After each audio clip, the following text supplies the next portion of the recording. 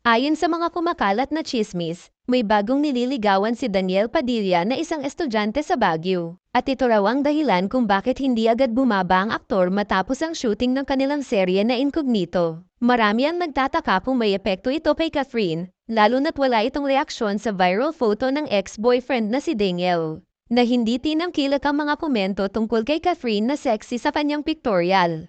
Dahil dito, nagkaroon ng mga hapa-hapa na maaaring nagkakaroon ng distansya ang dalawa. Pero may mga fans din na nagdududa kung ito ba talaga ang dahilan. May ilang mga netizens din na nagtanong kung bakit hindi pa inaamin ni Catherine ang kanyang relasyon kay Lucena City Mayor Mark Alcala, na tila ipinagpapaliban yata ng dalawa, posibleng para maiwasan ang kontrobersya ngayong eleksyon. Tulad ng mga dating issue sa kanilang personal na buhay, tila may mga speculations pa rin na umaabot sa mga bagay na hindi pa nila gustong ipagmalaki o aminin. Mahirap talagang tuklasin kung anong mga nararamdaman at desisyon nila, kaya't patuloy ang mga usap-usapan tungkol sa kanila. Kung ikaw, ano ang tingin mo? Magpapakontrol kaya talaga si Daniel sa bago niyang nililigawan, o ito lang ba ang pagkakataon na nagpapakita sila ng ibang direksyon sa kanilang buhay?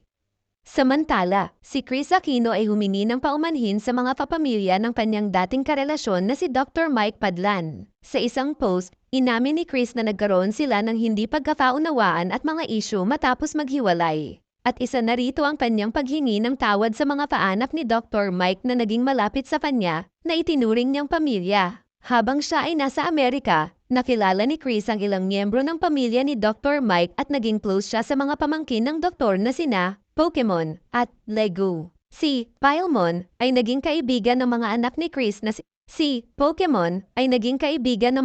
Kris na sina Bimby at Josh, at madalas silang magkasama sa mga outings at pamimili. Si Lego naman ay nakilala ni Kris nang makauwi siya sa Pilipinas at nagdala ito ng saya sa kanyang buhay. Dahil sa mga nangyari, humingi ng paumanhin si Kris kay Pokemon at Lego, at inamin niyang hindi niya naisip ang epekto ng kanyang mga post sa kanilang mga nararamdaman. Sinabi niyang labis siyang nagsisisi at binigyan ng pansin ang mga magagandang alaala ng kanilang samahan.